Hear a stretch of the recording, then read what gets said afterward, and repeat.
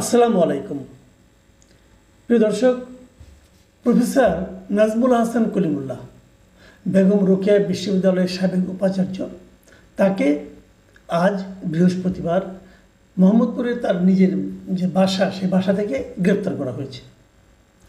তাকে গ্রেপ্তার করা হয়েছে দুদকের একটা মামলায়। মানে উনি যখন এই বিশ্ববিদ্যালয়ে, বেগম রোকেয়া বিশ্ববিদ্যালয়ের মানে ভিসি ছিলেন, উপাচার্য ছিলেন, তখন ওনার কিছু কর্মকাণ্ডের ব্যাপারে দুর্নীতির অভিযোগ উঠেছে। সেই অভিযোগে তাকে গ্রেপ্তার করা হয়েছে। দুদকের মামলায় এরকম অনেককে গ্রেপ্তার করা হয়, আবার গ্রেপ্তার করা হয়ও না। সেগুলো নিয়ে নানা আলোচনা, কিন্তু সেরকম একটা ঘটনা নিয়ে আজকে আমি কথা বলছি। কেন আমি কথা বলছি? এই কারণে যে আজকে আমার একটা ভিডিওতে কয়েকজন দর্শক কিছু মন্তব্য করেছেন। সেই মন্তব্যগুলো আগে আপনাদের একটু আমি পড়ে শোনাই। এই মন্তব্যটা করা হয়েছে আমার অন্য মঞ্চ নামে যে আরেকটা ভিডিও চ্যানেল আছে, যেখানে আমি বিভিন্ন জনের ইন্টারভিউ প্রচার করি। সেখানে আজকে আমি মিস্টার মঞ্জুর আহমেদ চৌধুরীর ইন্টারভিউ প্রচার করছিলাম। উনি অন্য অনেক বিষয় নিয়ে কথা বলেছেন, এনসিপি নিয়ে, বর্তমান গভর্নমেন্ট নিয়ে কথা বলেছেন।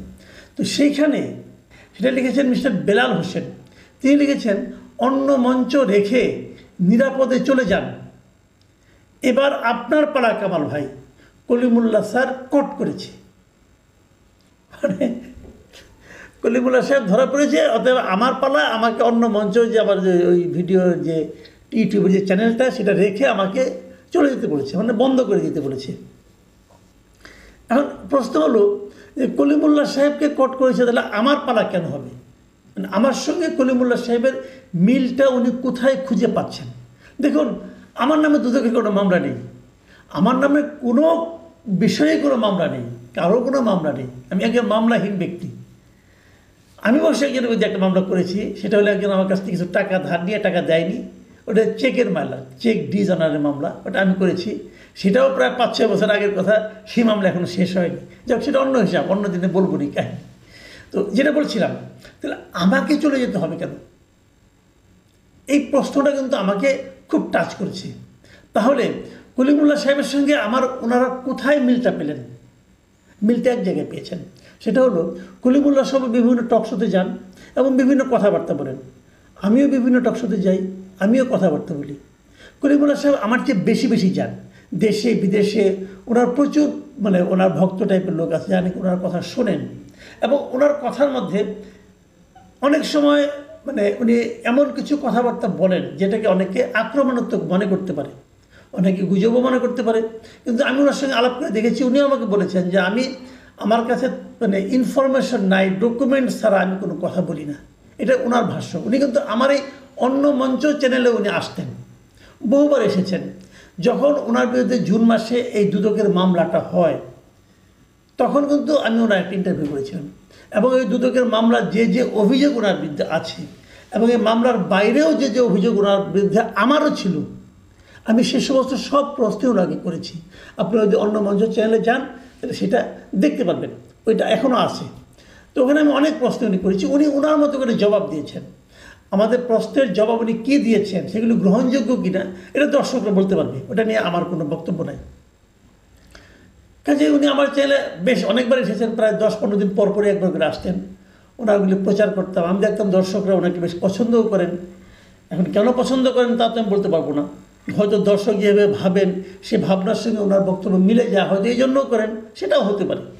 ওটা নিয়ে আমার কোনো বক্তব্য নেই। আবার দেখেন, আরেকটা কথা বলি। এই ঘটনার প্রেক্ষিতে আরেকজন লোক, উনি একজন সাংবাদিক, উনি আপনার এনটিভির একজন মানে বার্তা সম্পাদক, মিস্টার মুস্তফা খন্দকার। উনি একটা কমেন্ট করেছেন, ওনার ফেসবুকে একটা স্ট্যাটাস দিয়েছেন, পোস্ট দিয়েছেন। সেখানে উনি লিখেছেন, গুজবের ফ্যাক্টরি কলিমুল্লাহকে গ্রেফতার করায় আইন শৃঙ্খলা বাহিনীকে সাধুবাদ। মানে উনি কলিমুল্লাহ সাহেবকে গুজবের ফ্যাক্টরি হিসেবে অভিহিত করেছেন। যেহেতু কলিমুল্লাহ সাহেব প্রচুর গুজব ছড়ান এবং উনি গুজবের ফ্যাক্টরি, ওনাকে যেহেতু আটক করা হয়েছে, এই জন্য যারা আটক করেছেন তাদেরকে উনি ধন্যবাদ দিয়েছেন। কিন্তু মুস্তফা খন্দকার সাহেবকে আমি জানি না উনি কেন এটা লিখেছেন। আমার কাছে ওনার লেখাটা মানে এই জিনিসটা পছন্দ হয়নি কেন সেটা আমি বলি। ওনাকে তো এই গুজবের কারণে গ্রেপ্তার করা হয়নি।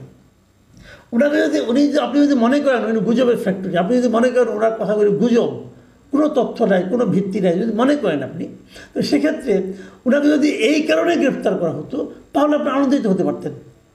তা তো হয়নি। ওনাকে গ্রেপ্তার করা হয়েছে আরও অনেক আগের।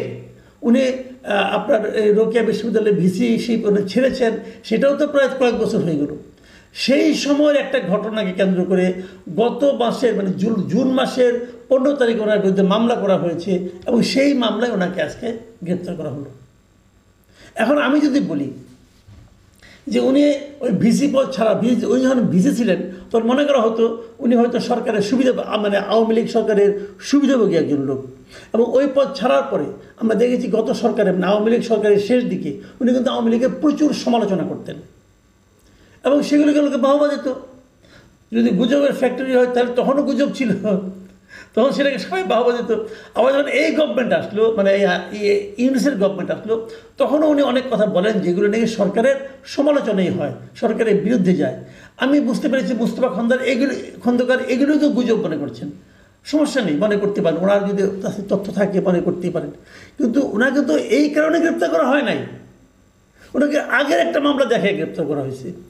আমি এই যে প্রবণতাটা, এটাকে আমি অপছন্দ করি। ধরেন আমি একজন লোক, সে আমার বাড়ি থেকে কিছু একটা চুরি করেছে, হয়তো আমার বাড়ি থেকে মুরগি চুরি করেছে, ধরা যাক মুরগি চুরি করেছে, সে রাস্তায় হাঁটতে যেয়ে, তাকে আমি বিচার করছি না কিছুই না, রাস্তায় হাঁটতে যেয়ে সে হোঁচট খেয়ে পড়ে গেল, পড়ে যেয়ে তার হাত ভেঙে গেলো, আমি তাকে হাততালি দেবো? দেবো না। তো দেবো না। এই কারণে আমি খুশি হতাম যদি সে তার এই মুরগি চুরির জন্য সে যদি সাজা পেত। তো বিষয়টা এভাবে দেখলে আমি মনে করি ভালো হয়, কারণ ব্যক্তিগত পর্যায়ে সম্পর্কটাকে নিয়ে যাওয়া ঠিক না। যা হোক, ওনাকে গ্রেপ্তার করা হয়েছে। দুদকের মামলায় কি এটি প্রথম গ্রেপ্তার হলো কেউ? না, তাও না। দুদকের মামলায় অনেকে গ্রেপ্তার হন। যারা প্রকৃত অপরাধী, যাদের বিরুদ্ধে বড় বড় অপরাধ, সবাইকে গ্রেপ্তার হন না? তাও হন না, সেটাও হন না। আচ্ছা, দুদকের মামলায় তো কয়েকদিন আগে তো আপনার এই যে আসিফ মাহমুদ সজীব ভুঁইয়ার APS-এর বিরুদ্ধে তো অনেক টাকার দুদকের মামলা হয়েছে, প্রায় 300 কোটি টাকার মতো তার বিরুদ্ধে তসরুপ অভিযোগ হয়েছে। গ্রেপ্তার হয়েছেন মোয়াজ্জেম? গ্রেপ্তার হয়েছেন নাকি? হন নাই তো। আবার স্বাস্থ্য মন্ত্রণালয়ের তার যে ব্যক্তিগত কর্মকর্তা পিও মোহাম্মদ তুহিন ফারাবি এবং বর্তমান যে পিও আছে মাহমুদুল হাসান, এদের বিরুদ্ধে তো দুদকের মামলা হয়েছে। গ্রেপ্তার হয়েছে কেউ? হয়নি তো। তাদের দুর্নীতির মামলার অর্থের পরিমাণ কত? সত্য হতে পারে, মিথ্যা হতে পারে, অভিযোগ হতে পারে, সবই হতে পারে ভাই, কিন্তু ঘটনা তো ঘটেছে। এইটাও তো কলিমুল্লাহ সাহেবের ঘটনা তো সত্য মিথ্যা অনেক কিছু হতে পারে। দেখা যাক মামলায় কী হয়। কাজে মামলা হলেই সবাই গ্রেপ্তার হয় তা না।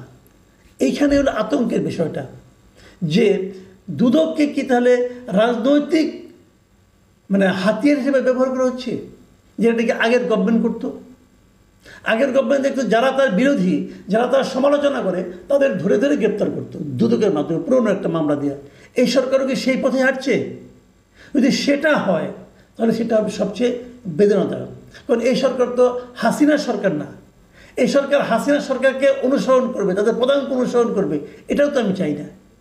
যদি কলিমুল্লাহ সাহেব গুজব রটনা করে থাকে, তাহলে সেটা কোনটা গুজব সেটা আইডেন্টিফাই করে সেই ব্যাপারে মিথ্যা তথ্য দেওয়ার অপরাধে তার বিরুদ্ধে মামলা করা হোক। তা না করে এটা কেন করা হচ্ছে? সাধারণ মানুষ কিন্তু এটাকে ওভাবেই নেবে। এই ব্যাপারে কি সরকার সচেতন আছেন? আমার মনে হয় থাকা উচিত। না হলে এগুলো পরবর্তী সময়ে কিন্তু থেকে যাবে। এই উদাহরণগুলো, এগুলি কোনো ভালো উদাহরণ নয়। প্রিয় দর্শক, এখন এ পর্যন্তই।